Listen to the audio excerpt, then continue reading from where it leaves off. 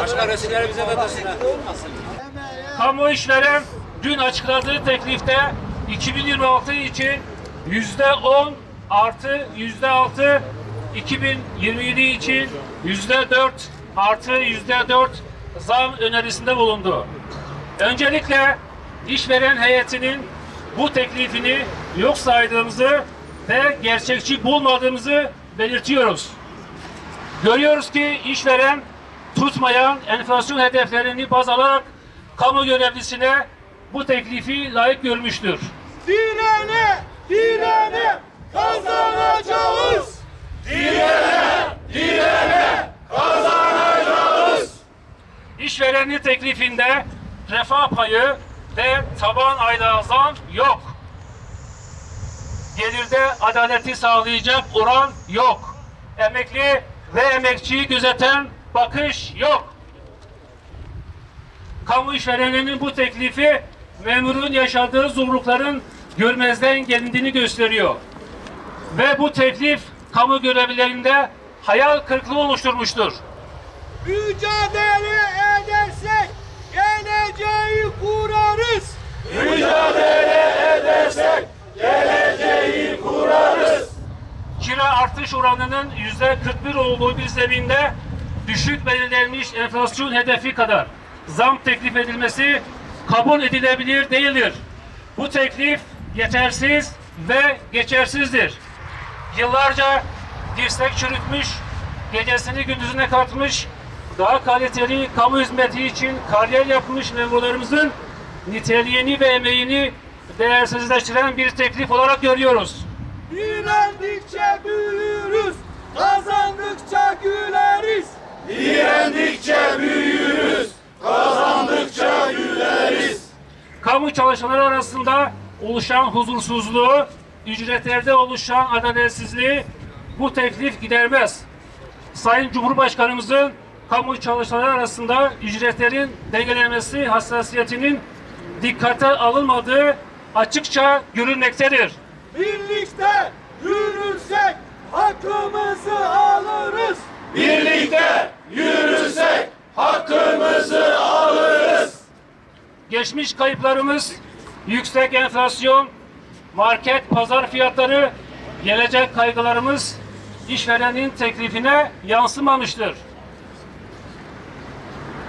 Görüyoruz ki işveren, kamu işvereni 7. dönem toplu sözleşmedeki hatasını tekrar ediyor. Altını çizerek ifade ediyoruz ki memurların ve emeklilerin kaybedecek 2 yılı daha yoktur.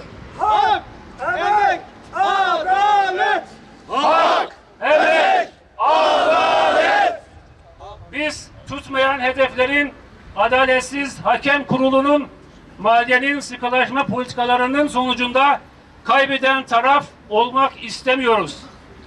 Kıymetli basın mensupları, değerli arkadaşlar, biz memur sen olarak 2026 yılının 1. 6 ayında %10 refah payı, 10.000 TL taban aylığa zam, %25 oransal zam, 2. 6 ayında ise %20 oransal zam teklif ettik.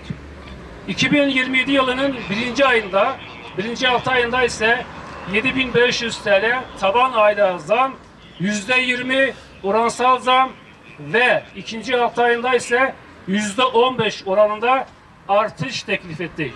Emek için adalet, hak ile gelecek.